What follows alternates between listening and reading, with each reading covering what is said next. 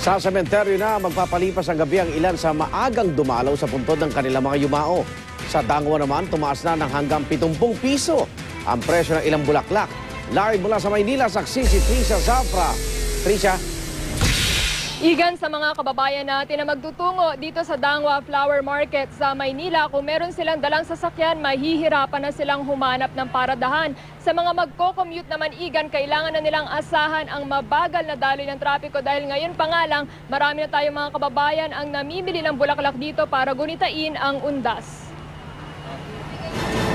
Abala na ang mga nagbebenta ng bulaklak dito sa Dangwa Flower Market sa Maynila dahil sa mga taong maaga nang namimili para hindi sumabay sa undas. Ano po yung binibili ng bulaklak? Stargazer na bulaklak. Kasi ano siya, medyo naiiba, klase ang dating niya, at saka matagal ang buhay niya. Pagdating sa inyo, paano gagawin niyo para tumagal yan hanggang?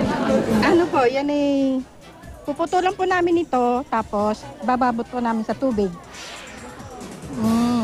Para po siya magtagal po siya ng hanggang 1 week.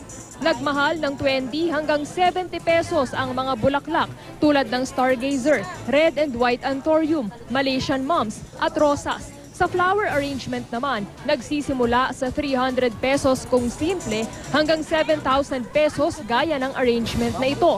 Kaya ang mag-asawang Ramil at Hilda na namili ng orchids at anthurium may diskarte.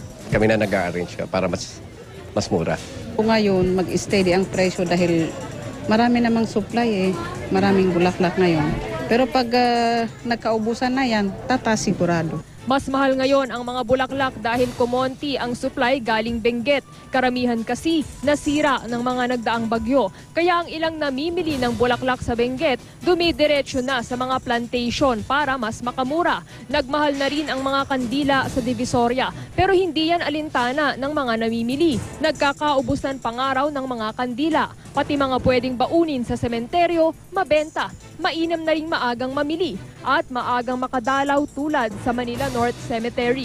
Doon, may mga pamilya na ring piniling mag-overnight, gaya ng pamilya ng kapuso comedian na si Maureen Larazabal. Dito lang talaga kami matutulog, tapos hanggang tomorrow or hanggang 1 pag naisipan namin.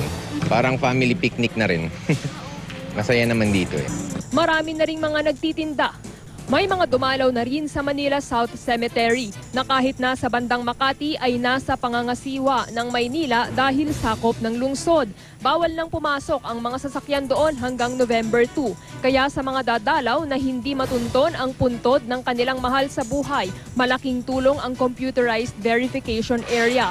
Isang gate pa lang ang bukas doon ngayon, pero bukas gagawin ng 2 gate at maglalagay na rin ng partition sa pasukan ng mga babae at lalaki.